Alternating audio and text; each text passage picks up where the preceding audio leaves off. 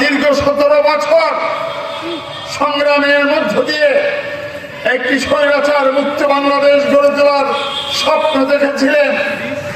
আগামী ফেব্রুয়ারিতে নির্বাচনের মধ্য দিয়ে সেই গণতান্ত্রিক বাংলাদেশ আমরা গড়ে তুলতে চাই এবং সেই গণতান্ত্রিক বাংলাদেশের ক্ষেত্রে এদেশের মানুষ বিশ্বাস করে বাংলাদেশের স্বাধীনতা, সার্বভৌমত্ব, গণতন্ত্র শহীদ রাষ্ট্রপতি জিয়া পরিবারের হাতে যতটা নিরাপত্তা পাবে, নিরাপদ থাকবে, অন্য কোথাও সেভাবে নিরাপত্তা বা নিরাপদ থাকবে না।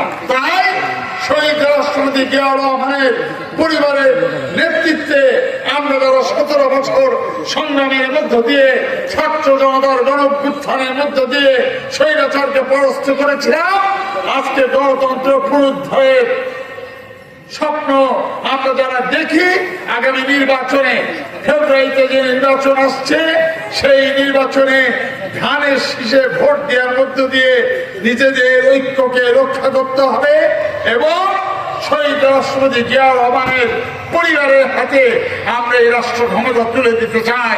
এই কারণে যে জনগণের কাঙ্ক্ষিত স্বপ্ন ভারতীয় আধিপত্যবাদের বিরুদ্ধে আমাদের যে সংগ্রাম, সেই সংগ্রামে চূড়ান্ত বিজয়ের একমাত্র পথ হলো এবং ভরসার জায়গা হলো শহীদ রাষ্ট্রপতি জিয়াউর রহমানের পরিবার। আমরা দেশনেত্রী বেগম খালেদা জিয়ার নেতৃত্বে, তারেক রহমানের নেতৃত্বে একটি নতুন বাংলাদেশ গড়ে তুলতে চাই। যে বাংলাদেশ গড়ে তোলার স্বপ্ন আমরা দেখি ৭১-এর মুক্তিযুদ্ধ এবং জুলাইয়ের গণঅভ্যুত্থান এবং তারেক রহমান ঘোষিত ৩১ দফা রাষ্ট্র মেরামত কর্মসূচির মধ্য দিয়ে।